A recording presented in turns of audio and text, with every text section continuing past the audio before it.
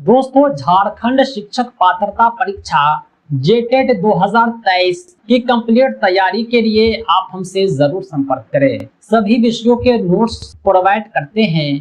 Private videos, live classes के माध्यम से एग्जाम तक तैयारी कराते हैं। बेहतर तैयारी के लिए आप हमारे एंड्रॉयड ऐप टीचर अहमद को प्ले स्टोर से डाउनलोड करें और हमारी वेबसाइट www.teacherahmad.com को विजिट करें, जहां आपको online mock test, PDF notes, complete videos और भी बहुत कुछ मिलेंगे।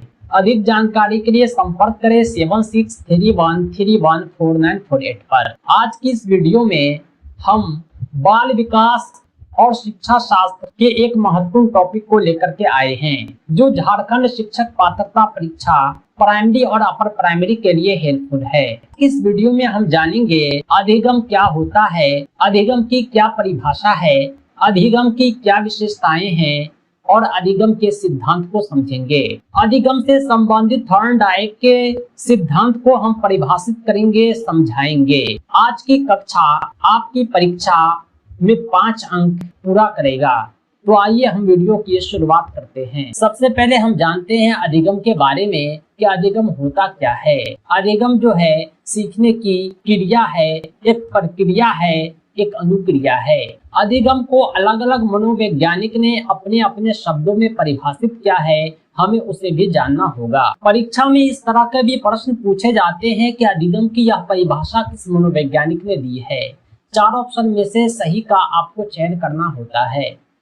स्किनर ने अधिगम को परिभाषित किया कि सीखना व्यवहार में उत्तरोत्तर सामंजस्य की प्रक्रिया है। यानी उत्तरोत्तर का मतलब होता है स्टेप बाय स्टेप, यानी आप इन्वायरमेंट में स्टेप बाय स्टेप सामंजस्य कर लेते हैं, वही अधिगम है। गांव से लोग परदेश जाते हैं तो उसे शुरू में दिक्कत होती है, फिर भी वे धीरे धीरे जो है सामंजस्य करते हैं। वुडवर्थ ने अधिगम यानी सीखना को परिभाषित किया है कि नवीन ज्ञान और नवीन प्रतिक्रियाओं को प्राप्त करने की प्रक्रिया सीखने की प्रक्रिया है। यानी आपके अंदर नया नया ज्ञान आना चाहिए, नया नया जो है प्रतिक्रिया आना चाहिए, तभी आप सीख रहे हैं। एक और मनोवैज्ञानिक है गेट्स। इन्होंने कहा कि सीखना जो है अनुभव और प्रशिक्षण द्वारा व्यवहार में परिवर्तन है।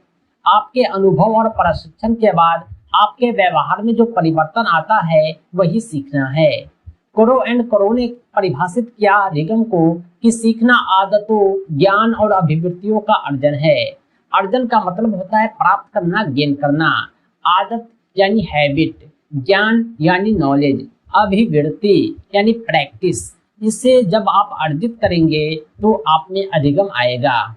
ये थे अधिगम की प्रमुख परिभाषाएं। अब हम जानेंगे अधिगम की विशेषताएं, कैरेक्टरिस्टिक्स ऑफ लर्निंग। अधिगम की बहुत सारी विशेषताएं हैं। अधिगम जो होता है यह जीवन पर्यंत चलता रहता है, यानी सीखने का कोई अंत नहीं होता। आदमी अपने जीवन तक सीखता है, बचपने में भी सीखता है, जवानी में भी सीखता है, बुढ़ापे में भी सीखता है, यहाँ तक कि अपनी मृत्यु तक सीखता ही रहता है। अधिगम उद्देश्य पूर्ण होता है। आपका कोई ना कोई लक्ष्य होगा सीखने का, उसी लक्ष्य के अनुसार आप अधिगम प्राप्त करते हैं। अधिगम जो होता है व्यवहार में परिवर्तन होता है। जब कोई कुछ सीखेगा तो जाहिर सी बात है उसके व्यवहार में परिवर्तन आएगा। अधिगम जो होता है एक तरह का विकास होता है।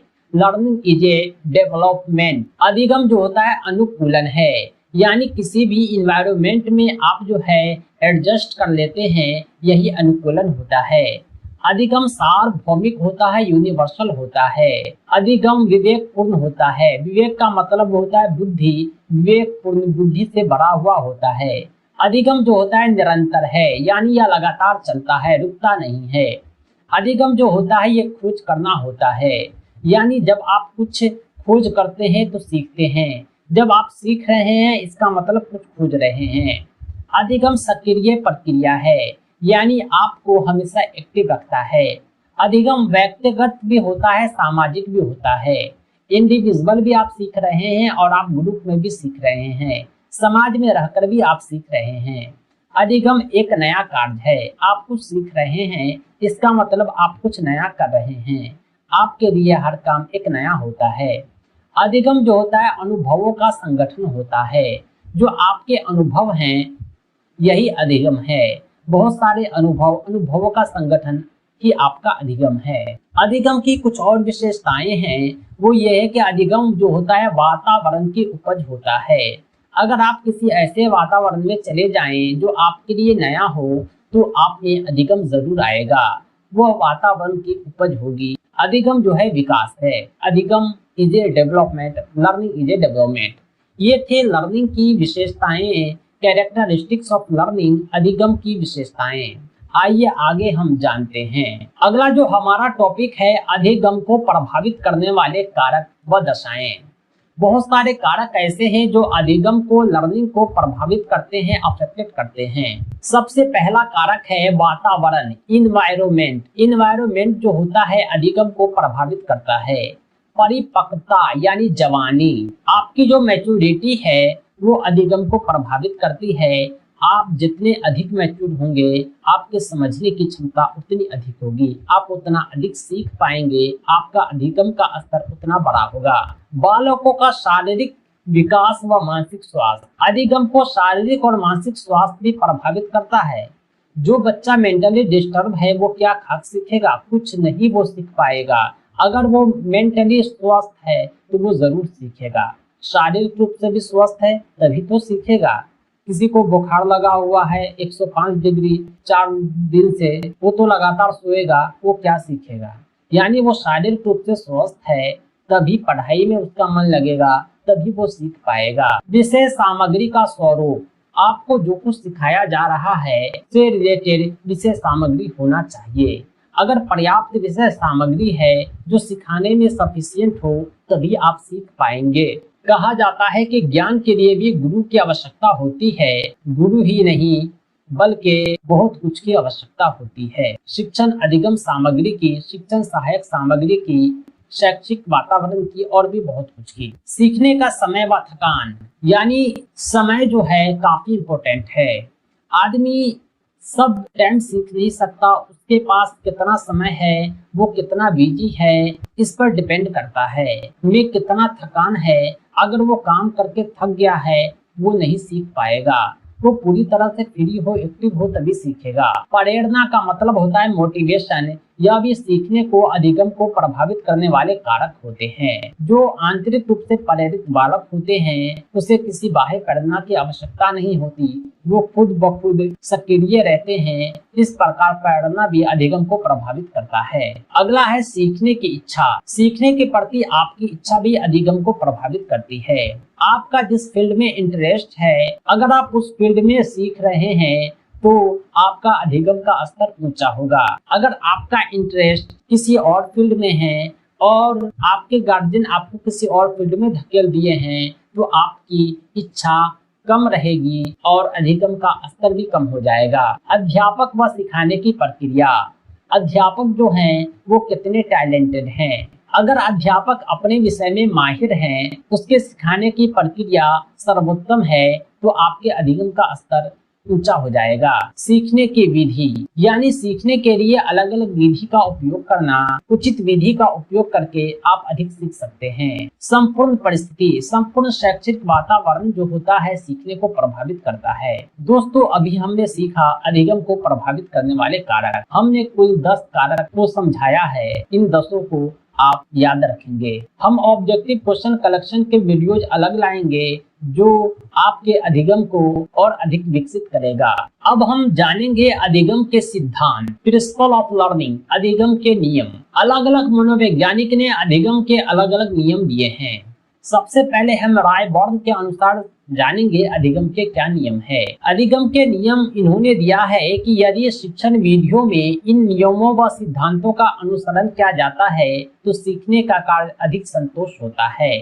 रायबर्न ने कहा है कि सीखने के नियम में, शिक्षण विधि में अधिगम के सिद्धांतों का प्रयोग किया जाए तो अधिगम संतोषजनक हो जाता है। सिद्धांतहीन जीवन जो होता है वह असंतोष से भरा पड़ा होता है।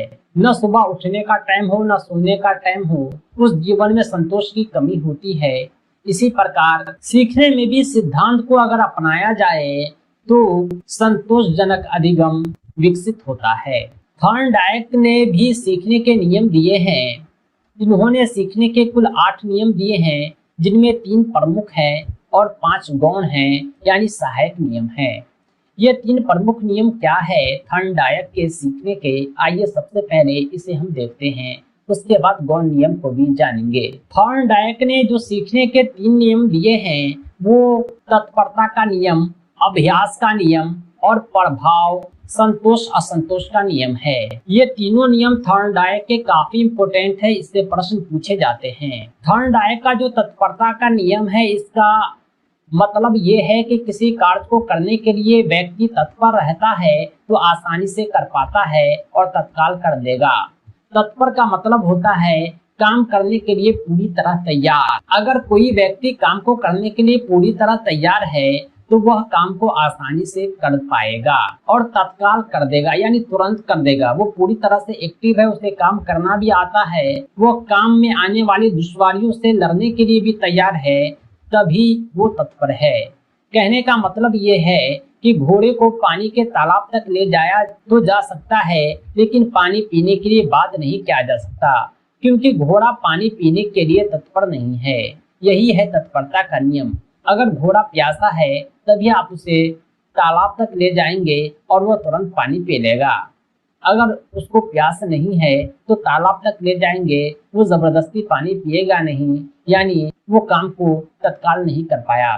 थॉर्नडायक का जो दूसरा नियम है सीखने से संबंधित, वो है अभ्यास का नियम। अभ्यास का मतलब होता है प्रैक्टिस, रेगुलर प्रैक्टिस। करत करत अभ्यास से जड़मति होत सुजान, यानी लगातार अगर प्रयास किया जाए तो असंभव भी संभव हो जाता है। अभ्यास के नियम 2 तरह के हैं, एक उपयोग का नियम, दूसरा अनुपयोग का नियम। यदि कोई कार्य पहले क्या हुआ है और जब उसको दोबारा किया जाता है तो वह हमारे मस्तिष्क में पुनः आ जाता है, अर्थात अस्थायी हो जाता है। उपयोग का मतलब यही होता है कि कोई काम हम कर चुके हैं, दोबारा उसे कर रहे हैं, तो हमारे मस्तिष्क में वह काम अस्थायी हो गया, यानी बार बार प्रैक्टिस करने के बाद हम जो है उस काम को कभी भी आसानी से कर पाएंगे। वह काम हमें पूरी तरह से याद हो जाता है। लेकिन अनुपयोग का नियम इसका ठीक उल्टा है। जब हम किसी कार्य को पुनः नहीं करते हैं तो हमारा मस्तिष्क भी उसे भुला देता है। मैथमेटिक्स को ये आप देख लीजिए, जब आप प्रैक्टिस में रहते हैं तो कोई भी क्वेश्चन को बना लेते हैं, जब आप उसे छोड़ देते हैं, एग्जाम के 2 महीना के बाद किताब पलटते हैं, तो ये अनुपयोग का नियम के अनुसार आप उसे भूल देते हैं, आप उसका मस्तिष्क में भुला देते हैं। थॉर्नडायक ने जो अगला नियम दिया है वो है प्रभाव, यानी संतोष असंतोष का नियम। जब आप किसी कार्य को करने पर हमें असंतोष प्राप्त होता है तो हम उस कार्य को दोबारा करेंगे क्या या नहीं। यानी कोई काम आपने किया, अगर आप संतुष्ट हो गए तो उस काम को आप दोबारा करेंगे। अगर कोई कार्य को आप किए, आप उसमें असंतुष्ट हो गए, आपका मन नहीं लगा काम करने में, तो आप उस काम को दोबारा नहीं करेंगे। यही है अभ्यास का नियम, संतोष असंतोष का नियम। थॉर्नडायक के ये तीनों नियम काफी इंपोर्टेंट है और मुख्य नियम है तत्परता, अभ्यास, प्रभाव, संतोष असंतोष का नियम। गौण और सहायक नियम को भी हम जान रहे हैं। बहुप्रतिक्रिया का नियम दिया इन्होंने, मनोवृत्ति का नियम दिया, आंशिक क्रिया का नियम दिया। बहुप्रतिक्रिया का नियम ये होता है कि कोई नया कार्य करने के लिए कई प्रकार की प्रतिक्रियाओं को अपनाया जाता है तथा उसमें से सही प्रतिक्रिया का पता लगाकर भविष्य में काम लेता है। आप जब कोई नया काम करेंगे तो पहले से जो लोग उस काम को कर चुके हैं उसकी जो प्रतिक्रिया है उसको आप अपनाएंगे। जो प्रतिक्रिया आपको सही लगेगा आप भविष्य में उसे ही उपयोग करेंगे। अगला है मनोवृत्ति का नियम। मनोवृत्ति का मतलब होता है मन से करना। कोई कार्य को अगर आप मन से करेंगे तो आपको सफलता मिलेगी। अगला है आंशिक क्रिया का नियम। किसी कार्य को छोटे छोटे भागों में बांटकर किया जाता है तो उस कार्य में सफलता अधिक मिलती है। आत्मीकरण का नियम भी थॉर्नडायक ने दिया है। ये गौण नियम है, यानी सादृशीकरण। कोई नया कार्य करने पर किसी पुराने किए गए कार्य का ज्ञान नए ज्ञान से मिला देना। अगर आप कोई नया कार्य करते हैं तो पुराने काम को नए काम से मिलाएंगे। संबंधित परिवर्तन का नियम।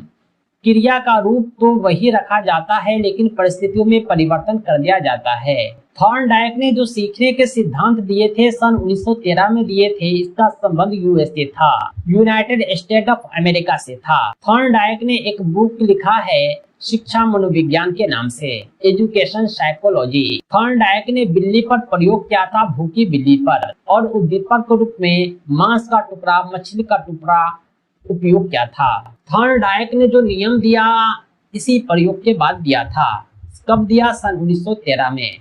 भूखी बिल्ली पर प्रयोग करके मांस के टुकड़े और मछली के टुकड़े को उद्दीपक के रूप में प्रयोग करके उन्होंने यह सिद्धांत दिया था। इसके जो सिद्धांत का नाम है, थॉर्नडाइक के सिद्धांत का नाम, यह प्रयास एवं त्रुटि का सिद्धांत कहलाता है। इसे प्रयत्न एवं भूल का सिद्धांत भी कहते हैं, आवृत्ति बार बार का सिद्धांत भी कहते हैं, उद्दीपक अनुक्रिया का सिद्धांत भी कहते हैं, एस.आर. बॉन्ड का सिद्धांत भी कहते हैं, संबंधवाद का सिद्धांत, अधिगम का बंध सिद्धांत। ये सब इनके सिद्धांत के उपनाम हैं। आपसे प्रश्न पूछे जा सकते हैं, प्रयास एवं त्रुटि का सिद्धांत किस मनोवैज्ञानिक ने दिया था?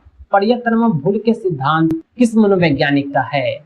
ये सब एक ही सिद्धांत के अलग अलग उपनाम हैं। इन्होंने जो मांस का टुकड़ा का प्रयोग किया था वो उद्दीपक के रूप में किया था, स्टिमुलस। उद्दीपक जो होता है एक विशेष प्रकार की प्रतिक्रिया या अनुक्रिया के लिए प्रेरित करता है। आप जब अचार देखते हैं तो मुंह में पानी आने लगता है, अचार क्या हो गया? उद्दीपक हो गया। बिल्ली ने मांस का टुकड़ा देखा और कुछ न कुछ प्रतिक्रिया दिया तो मांस का टुकड़ा क्या हो गया? उद्दीपक हो गया, स्टिमुलस। इस प्रकार एक विशिष्ट उद्दीपक का एक विशिष्ट प्रतिक्रिया से संबंध स्थापित हो जाता है, जिसे उद्दीपक प्रक्रिया एस.आर. बॉन्ड द्वारा व्यक्त किया जाता है। थॉर्नडाइक के सिद्धांत में मांस के टुकड़ा यानी विशिष्ट उद्दीपक का बिल्ली के विशिष्ट प्रक्रिया से संबंध हो गया, यह प्रक्रिया एस.आर. बॉन्ड कहलाया।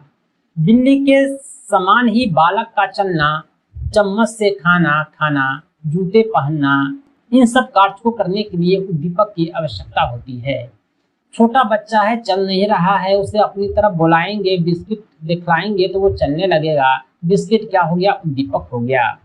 वयस्क लोग भी ड्राइविंग, टाई की गांठ, कोई खेल इसी सिद्धांत के अनुसार सीखते हैं। अगर आपको साइकिल चलाने नहीं आता है, आप साइकिल सीख रहे हैं, कार सीख रहे हैं, तो आप भी किसी उद्दीपक की सहायता से ही सीखते हैं। थॉर्नडाइक ने जो सीखने के सिद्धांत दिए हैं उसका शैक्षिक महत्व क्या है? ये भी काफी इम्पोर्टेंट होता है। हर सिद्धांत का एक शैक्षिक महत्व होता है। थॉर्नडाइक के सिद्धांत का जो शैक्षिक महत्व है वो ये है कि बड़े व मंदबुद्धि बालकों के लिए यह उपयोगी है। मंदबुद्धि बालक जो सीख नहीं रहे हैं, अगर हम उसे उद्दीपक की सहायता से सिखाएंगे, थॉर्नडाइक के नियम की सहायता से, तो वो जल्दी सीख पाएंगे। धैर्य व परिश्रम के गुणों का विकास होता है। सफलता के प्रति उसकी आशा बढ़ जाती है। जब इसे सफलता मिलती है तो सफलता के प्रति आशा भी बढ़ती है। कार्य की धारणा जो होती है स्पष्ट होती है। वो शिक्षा के प्रति रुचि भी रखते हैं। गणित, विज्ञान, समाज शास्त्र आदि विषयों के लिए काफी उपयोगी है थॉर्नडाइक के सीखने के यह सिद्धांत।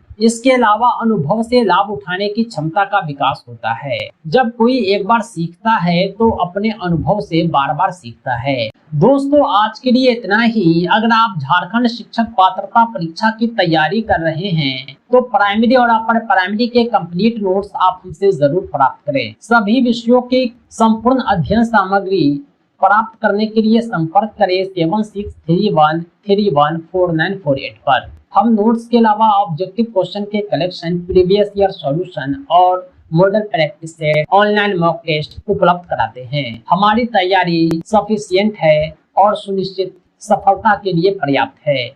दोस्तों, आज के लिए इतना ही। बहुत बहुत धन्यवाद। Thanks for watching.